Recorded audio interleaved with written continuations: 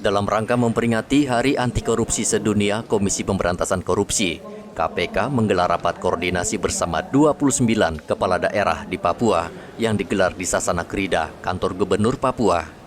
KPK saat ini telah memetakan dan mengidentifikasi titik rawan korupsi di daerah yang meliputi 8 area, mulai dari perencanaan dan penganggaran APBD, pengadaan barang dan jasa, perizinan dan tata kelola keuangan desa. Mengutamakan upaya-upaya pencegahan. Sebelumnya di Undang-Undang KPK yang lama pun kami juga mengutamakan pencegahan. Karena Bapak sekalian, prinsipnya itu kan pemidana adalah upaya yang paling akhir, ultimum remedium, bukan yang pertama-tama kita lakukan. Ya, meskipun masyarakat, media massa itu senang dengan penindakan Pak. Kalau ada OTT, ada kepala daerah yang tertangkap tangan KPK, itu wartawan itu ya puluhan sudah menunggu Pak gedung KPK itu. Bahkan sampai tengah malam mereka nggak beranjak dari gedung KPK, menunggu. Ini menjadi ya euforia masyarakat saya kira, dan hiburan masyarakat kalau ada pejabat yang tertangkap tangan.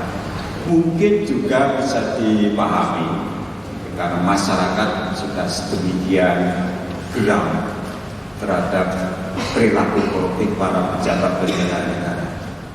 Sekretaris Daerah Papua Rituan Rumasukun mengatakan penguatan tata kelola pemerintahan merupakan prioritas pembangunan di Provinsi Papua sejak tahun 2016. Pemda juga melibatkan KPK untuk mencegah korupsi, mulai dari perencanaan hingga perizinan di Papua. Dalam mewujudkan tata kelola pemerintahan yang baik di Provinsi Papua, hadirin yang saya hormati, penguatan tata kelola pemerintahan merupakan salah satu prioritas pembangunan daerah Provinsi Papua dalam mewujudkan visi Papua bangkit, mandiri, sejahtera, yang berkeadilan. Sejak tahun 2016, melalui pendampingan KPK dalam rangka upaya pencegahan korupsi terkait dengan perencanaan, penganggaran, pengadaan barang dan jasa, serta perizinan, di mana Provinsi Papua merupakan 6 provinsi yang menjadi prioritas KPK.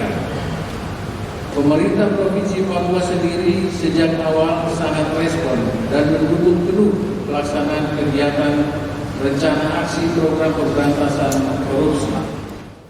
Bupati Puncak Jaya Yuni Wonda meminta pemerintah, gubernur hingga wali kota memperketat aturan mulai dari perencanaan hingga pengadaan. Nah, berkaitan dengan itu ada beberapa hal yang menjadi perhatian serius yang disampaikan oleh KPK tadi. Nah, dengan demikian tindak lanjut itu kembali pada kita, terutama sekali pejabat pimpinan daerah, dalam hal ini gubernur, bupati, wali kota, itu menjadi sentral untuk kebijakan keputusan yang diambil.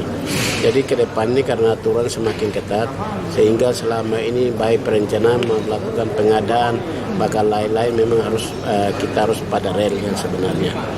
Nah, memang ada beberapa hal yang menjadi kendala sering kita temukan di lapangan tuh menyangkut dengan pertama sekali yang kendala itu adalah pengadaan barang dan jasa. Karena pengadaan barang dan jasa ini online, sehingga kami tidak tahu nih orang yang melakukan tender, bahkan juga pengadaan barang di jasa siapa yang lolos, ini kita tidak tahu.